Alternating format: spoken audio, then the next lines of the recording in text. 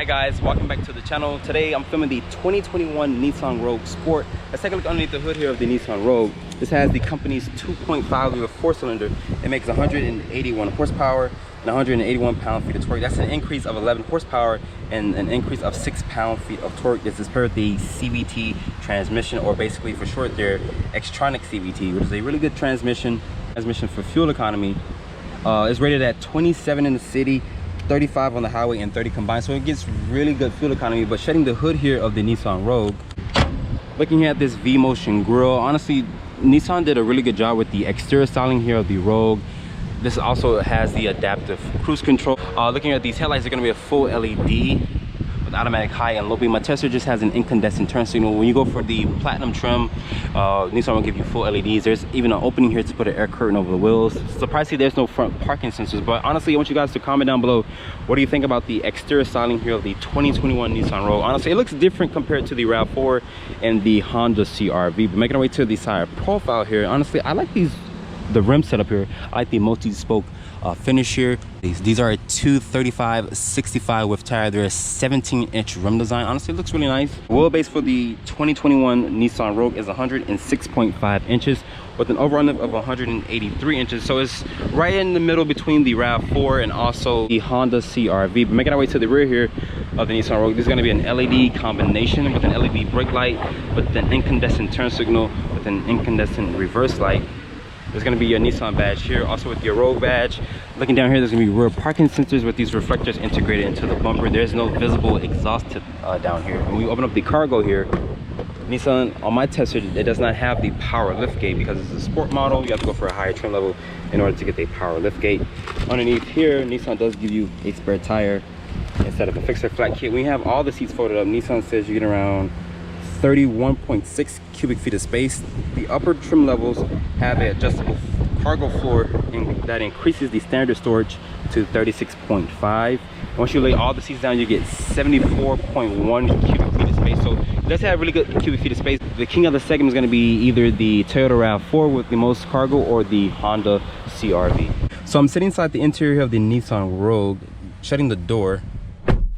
The door sounds nice and solid. This interior looks better than the Honda CR-V and also the Toyota RAV4. So Nissan did a really good job with the interior here. But to start up, just put your foot on the brake and press the start-stop button down here.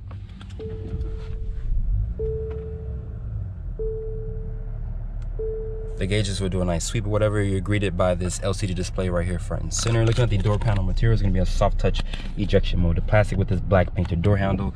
Your lock controls and mirror controls are going to be here. It is one touch up, one touch down for the driver. You can also lock the windows just in case your kids were in the rear and they kept putting down the windows. You can lock it. There's some stitching here with a nice area here to rest your elbows, a nice grab handle, and down here is additional storage.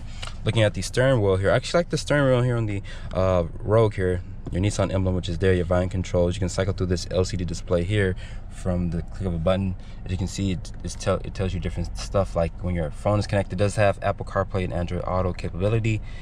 You also have your speed, your tire pressure, Apple CarPlay, like I mentioned. This does have the Nissan driver's assistance, which includes forward collision warning, lane keep assist, also with blind spot monitoring. Pretty decent size mirrors here. Looking at the upper part of your dashboard, the dashboard is painted in this brown, which looks really nice. So there's a two-tone combination in here, and it's also a soft touch ejection molded plastic. This is the 8-inch display here. You can also lower the brightness here on the screen, or you can change the music here for the sync and track, your audio. Main menu just takes you back to the Nissan system here, which is a snappy system. Shows you your clock. You can also customize the home screen here. This does have the AM and FM here.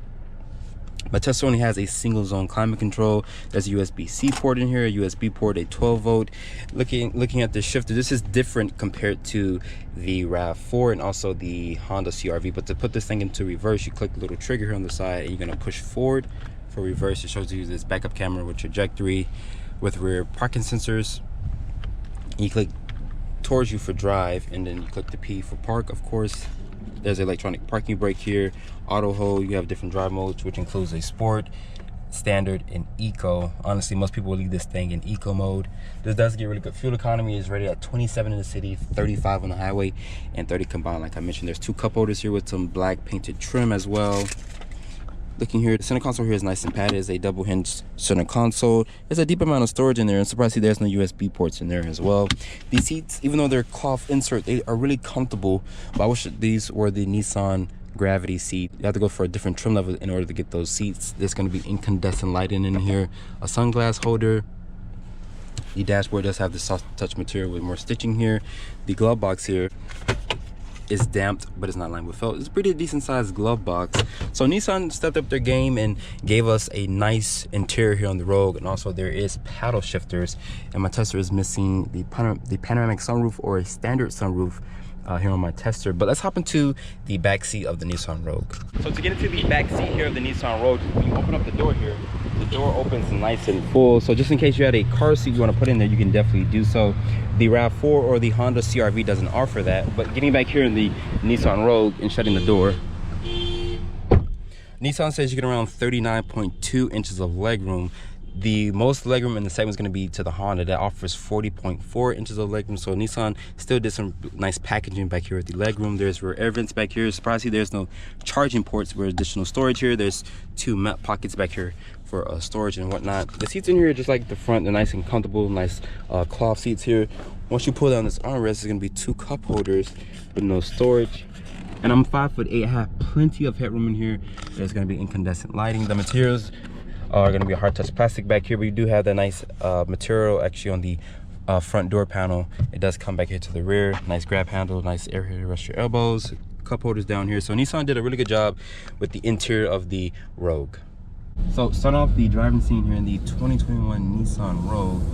This is paired with a 2.5 liter four-cylinder. It makes 181 horsepower and 181 pound-feet of torque. That's 11 horsepower increase and 6 pound-feet of torque increase as well. So Nissan upped the horsepower and also upped the torque. This is paired with their Xtronic CVT, so it's a really good transmission. And they actually program it so it doesn't give you that buzzy sound like it used to in the last generation. This does come with Nissan's driver's assistant, which includes forward collision warning, blind spot monitoring, rear cross traffic alert. So you have the safety sense even on the sport model here, which is kind of like the entry level of the Rogue. I like the 8-inch display here. Nice clean resolution. Does have Apple CarPlay, Android Auto. Good visibility out of here. Big side mirrors here.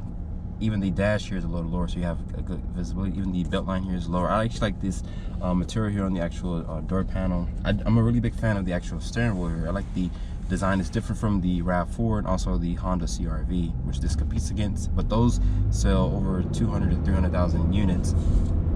But the Rogue is trying to take some of the pie sales from the actual RAV4 and Honda CR-V. Honestly, I feel like they're going to do it with this new redesign here. I'll put my foot to the floor here. The Xtronic CVT is really responsive.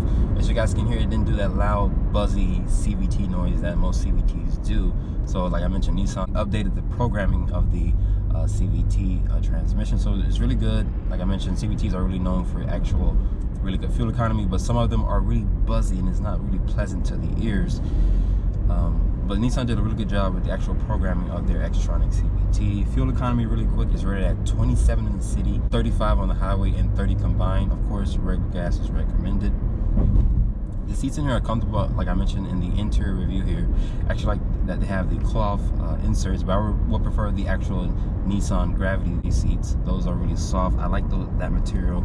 Those are really comfortable. My Tesla doesn't even have heated or cooled seats, so you have to go to a higher trim level. When you go for the Platinum, that offers a 12.3 full LCD display, which is really good. I like the way I seen the launch of it when Nissan introduced the Rogue. That screen was really clear on the gauge cluster here.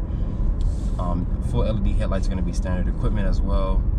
I like the front styling of the Nissan Rogue. I actually like the side profile, but Nissan in the rear as well. So Nissan did a really good job when they redesigned the Rogue here. So this should take a lot of sales from the competitor like the RAV4 and also the Honda CR-V. The interior here is really different compared to the other competitors. Like I mentioned, in the interior scene is different from the RAV4. It's different from the Honda CR-V, which is this thing's main competitors. Those sell 200, 300,000 units every single year. So Nissan, like I mentioned, they try to start all over. New platform, new exterior styling, new technology with the Rogue here. But honestly, I'm a really big fan of the steering wheel. This thing does actually have paddle shifters, which I wouldn't really use, but I guess when you use the paddles, as you guys can hear, it kind of buzzes from the CVT inside the cabin here.